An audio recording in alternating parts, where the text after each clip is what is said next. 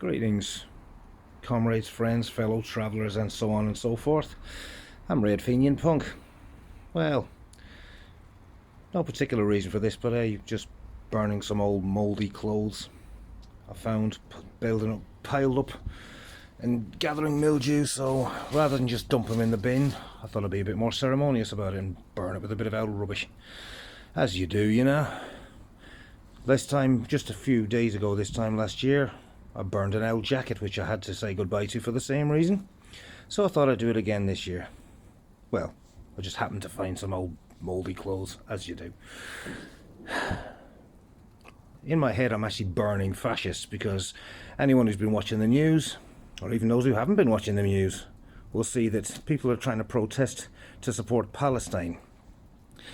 And because it's all this big thing of Remembrance Day, they're all coming out to pretend to care about lost souls and soldiers and civilians alike in world wars and various conflicts throughout history. Of course, this is all bullshit. They're not out to do that. They're out to just spread fascist hatred, xenophobia, and Islamophobia, and defend the fascist state of Israel, which is systematically committing genocide right now.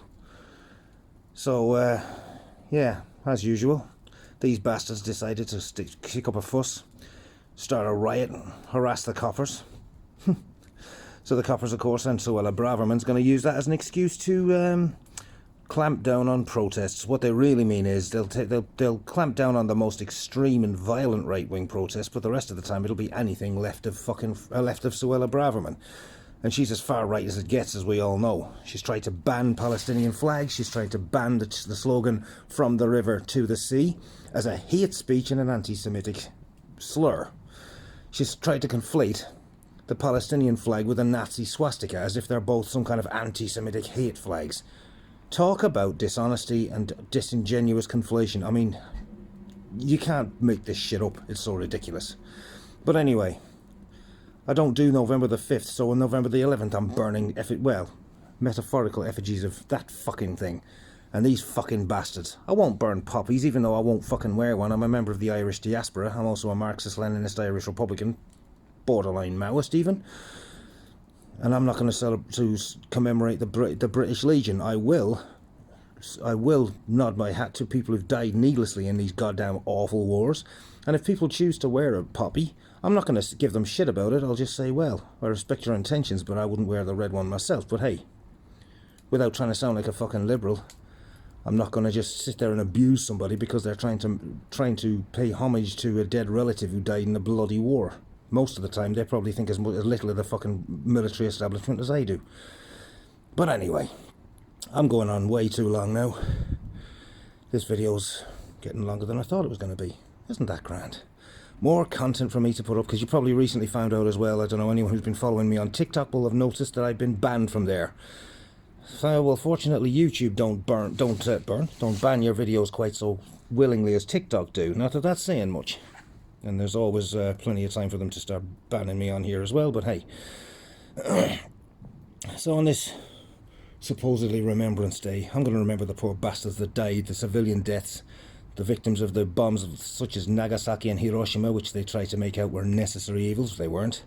The people that were murdered by Nazis, the people that were murdered by imperial soldiers, and the wrongful lies that were spread about the people that liberated these countries from fascism.